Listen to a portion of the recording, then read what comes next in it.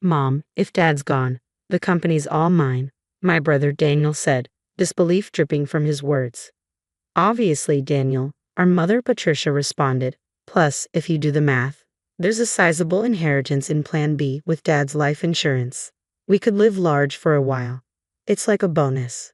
Got to thank our absent dad. I felt like I was about to explode with anger. What's wrong with these people? This is unforgivable. I can't let them have their way.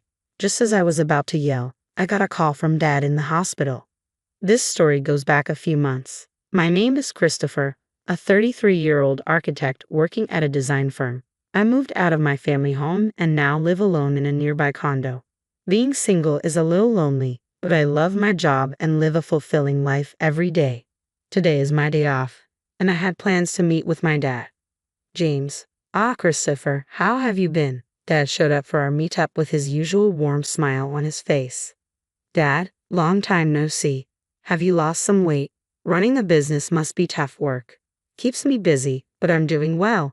Let's get going. I occasionally meet up with my dad like this to catch up over a meal. Today, Dad invited me to join him for some volunteer work. We went to a small children's care facility on the outskirts of town.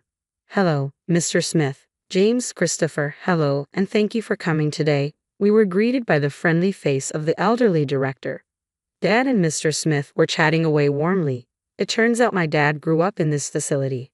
After leaving, he put himself through college and started his own architecture firm. Even without any relatives to rely on, he made it on his own, and I've always admired him for that. On his days off, Dad often invites me to volunteer at the facility with him. Since we both have backgrounds in architecture, we can repair furniture and playground equipment. James. Christopher, you've helped a lot today. After finishing our repairs on beds, chairs, and swings, Mr. Smith thanked us as we were leaving. I felt good about making a difference, and for Dad, visiting Mr. Smith, who's like a father to him, must be important too. As we walked side by side pondering where to grab a bite, a sleek black luxury car pulled up next to us. The window rolled down, and out popped Mom, driving the car with my brother Daniel. Well, look who it is. Back from the care facility again, are we? Mom said. It's embarrassing to have a dad without parents. Can we stop this already? Mom, let's go, my brother spoke, chomping on his gum. I wanted to retort that he was the one who should be embarrassed, being an adult with no stable job and dyed hair, but I held back. No point in saying anything to these people. It would be a waste. Daniel and I are going to dinner. You two can grab some fast food and don't forget to fold the laundry, all right? Understood, Patricia, Dad responded, and without another word, Mom rolled up the car window, and they drove off. Dad and I just watched them go, saying nothing. Mom and my brother looked down on Dad, belittling him at every turn. Honestly, Mom might be beautiful on the outside, but that's about it. The reason they can do all this is that they're basically living off Dad's income. They've been trash-talking him for as long as I can remember, saying he's a deadbeat from an orphanage with no ambition or excitement in his life. They probably only see Dad as a wallet that listens to their every demand. What's worse, my brother Daniel eats all of this up and joins in on making fun of Dad. Our family has 2 kids, but Mom has always lavished her love only on Daniel. She's pretty much ignored me, giving Daniel whatever he wants whenever he wants. Thanks to that, Daniel still clings to Mom like a child even in his 30s. He still calls her mommy and lets her dictate even what he wears and eats. When I heard that Mom accompanied him to every driving lesson, I was floored. Dad, isn't it hard living with those two? I asked my dad that question. I'm used to it. Besides, they're still family. I have to do what I can, Dad said in a lonely voice before heading back to the house he shares with Mom and Daniel. All I could do was watch him go. A month passed. I got a call from Mom saying that Dad had collapsed, so I rushed to the hospital. Dad, what on earth happened to you? Dad, who looked even more fragile than a month ago, responded, I got some tests done, and they found cancer apparently. My dad had been diagnosed with advanced progressive stomach cancer. According to the doctors, he had about 3 months to live, give or take. I never thought this would happen, especially since he's only in his 60s. Even my mom was visibly shaken. Why did you let things get to this point? I lashed out. You and Daniel have been pushing Dad too hard. You know he's been stressed out. Christopher, how dare you speak to your parents like that? You're nothing like Daniel, Mom snapped back. And what is Daniel doing at a time like this? Off gambling again. While Mom and I were arguing, Dad spoke up quietly. Both of you, stop. I'm fine. Go home for today. Dad, I'm sorry. I'll be back. I left the hospital room, but between my worries for Dad's health and the shock of his prognosis, I couldn't sleep that night. After that, I took on the responsibility of bringing Dad a change of clothes and doing his shopping as he requested. Sure enough, neither Mom nor my brother lifted a finger. Still, I wanted to make Dad's time as comfortable as possible. I popped into his hospital room during breaks from work and took care of him for 2 months. Then one day, when I went back to my parents' house to grab some of Dad's belongings, I overheard Mom and my brother talking in the living room. Mommy, once Dad is gone, the business is all mine, right? Stunned by my brother's words, I listened more closely. Daniel, it's not a given. Besides, if you do the math, there should be around $2 million in inheritance. Wow, that's awesome. Maybe I should buy another car. Why not? You'll be the company president, so you should drive a nice car. Thanks to his life insurance, we can live a little lavishly for a while. It's like a bonus. Got to thank Dad for not being around. I felt like I was going to explode with anger. What kind of trash are these people? Unforgivable. I can't let them get their way. Just as I was about to unleash my anger, I got a message from Dad. Christopher, can you come to my hospital room alone? I managed to contain my emotions and went to see my dad. He had lost even more weight recently, and his complexion looked bad. Christopher, thank you for always being there. What are you talking about, Dad? Just tell me what I can do to help. As I sat next to his bed, Dad began. There's something important I need to talk to you about. I listened quietly to my dad, holding back the tears as I responded. Visiting hours are almost over, so I'm going to head out. But about what we discussed, Dad, just focus on taking care of yourself for now. Ah, thank you, Christopher. See you later.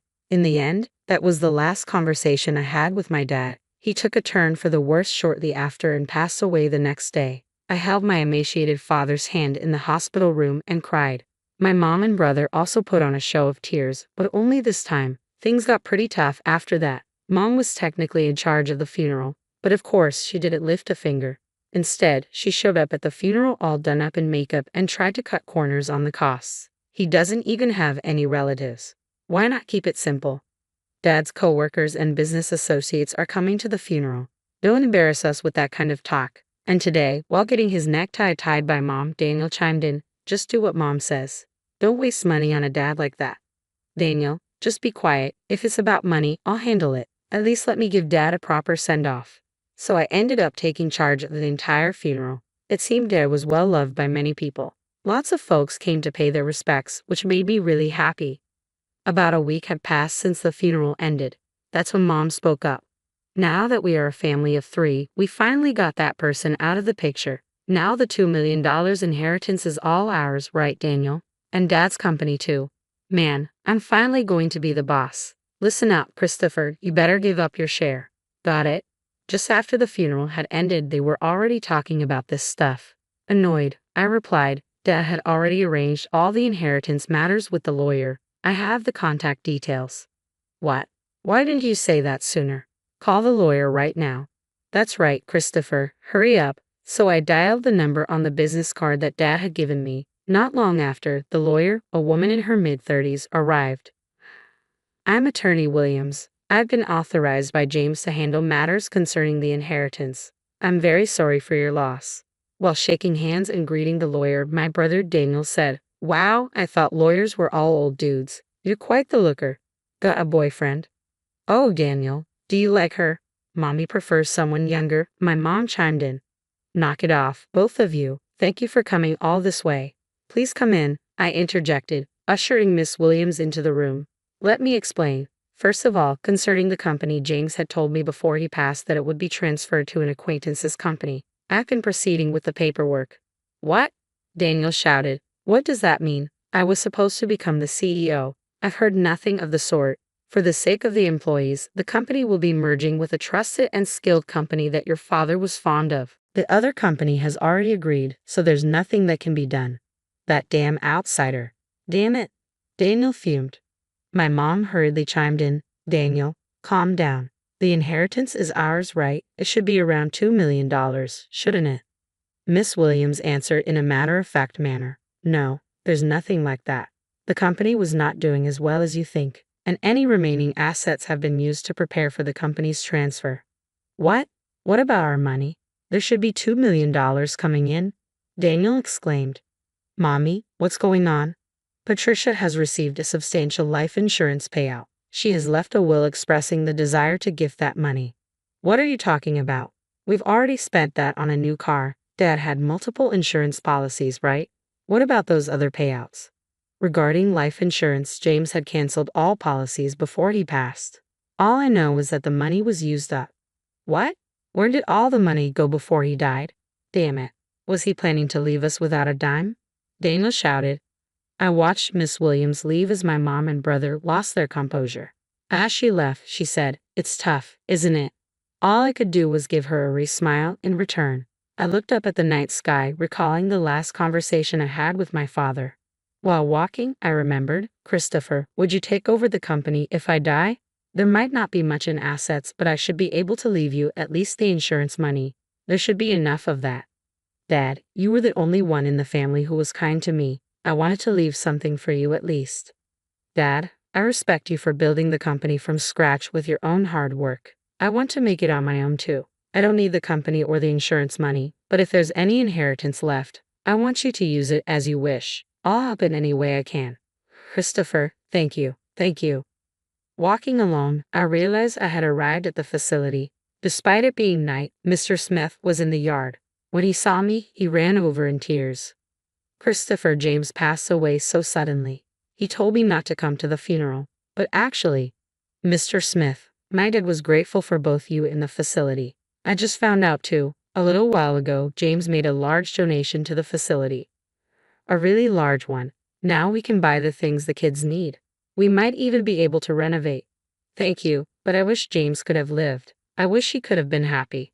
While comforting a tearful Mr. Smith, I found myself crying too. Looking up at the starry sky, I whispered in my heart, Dad, you did it. You really did it. A few months later, I occasionally met with Miss Williams to handle the intricate legalities of transferring the company and settling the estate. This was to be my last meeting with Miss Williams. After expressing my gratitude for her support, Miss Williams offered her condolences once more, comforting me in a considerate manner. As I was seeing off Miss Williams, I thought about how I might never see her beautiful face again. She was such a kind and gracious person. Just then, as I was waving goodbye, a familiar car pulled up beside Miss Williams and out jumped my brother, wielding a metal bat. Ah hey, what the heck are you doing? I yelled and quickly tackled my brother. Shut up. Let go of me. His face turned red as I held him down to the ground. He was struggling. Were you trying to attack Miss Williams? What's going on? What's going on? Because of her, I didn't get the company or the money. It's her fault. Damn it. That's ridiculous. This isn't Miss Williams' fault. I had thought he was foolish, but this was beyond anything I'd expected. While shielding a trembling Miss Williams, I called the police. Inside my brother's car, not just a bat, but also a rope and his stun gun were found. Clear weapons. He was swiftly arrested. When our mother found out, she fumed. You'd send Daniel to jail? Your own family. How heartless. I replied calmly, I no longer consider you or him family. My only family was my late dad. I'm cutting ties with both of you. Mom was still ranting, but I ignored her and cooperated fully with the police investigation. I later found out that my brother had also been repeatedly harassing Miss Williams online, making vulgar comments and slandering her. Threats had even been made, and the police were in the process of identifying him. My brother was sentenced to jail for his attempted attack on Miss Williams. She also sued him in civil court for defamation, and he was ordered to pay damages too. Please take every penny he has if that'll make him reflect on his actions. I'm truly sorry for all this. Upon my apology, Miss Williams gave a faint smile and said, I'll do just that. Thank you for saving me from a dangerous situation. From now on, I hope you at least find happiness, Christopher. Several months later, when spring arrived, I found myself at Sakura Garden. Today it wasn't for volunteering. It was a business meeting. Thanks to the funding from my father's donation, the aging facility was planning a renovation. Mr. Smith had approached me for their architectural design. I initially declined, citing my inexperience, but Mr. Smith was unyielding. James always proudly said Christopher will become an exceptional architect. He's already surpassed me. We can do this because of James. I'd really like for you to take on this project, Christopher. With sentiments like that, how could I say no? I want to create a wonderful building that brings even a small amount of happiness to the kids and Mr. Smith. I'm sure my dad would have been proud of that. As for my brother, well, he hasn't changed even after his sentencing. Actually, he's become even more irresponsible. Though he avoided jail due to probation, he still begs our mom for money daily, starts drinking in the afternoon, and gambles away what he borrows. My mom is being pushed around by my brother every day. The large house we lived in, thanks to my dad, along with the car bought with insurance money, were sold to pay for Miss Williams' compensation and my brother's bail. Now it seems they live together in an old apartment. A friend told me she's lost her beauty and looks more like an old woman now. She brought this upon herself, but I hope she at least reflects on how she treated my dad poorly before he passed away and raised my brother to be such a mess. One last thing, I'm going to marry Miss Williams, the lawyer, soon. She told me in confidence that she felt attracted to me after I saved her from my brother's violent behavior. She's a bit on the serious side, but I really love her for her kindness and dependability. From here on, I aim to work hard and be like my dad, building a warm and loving home.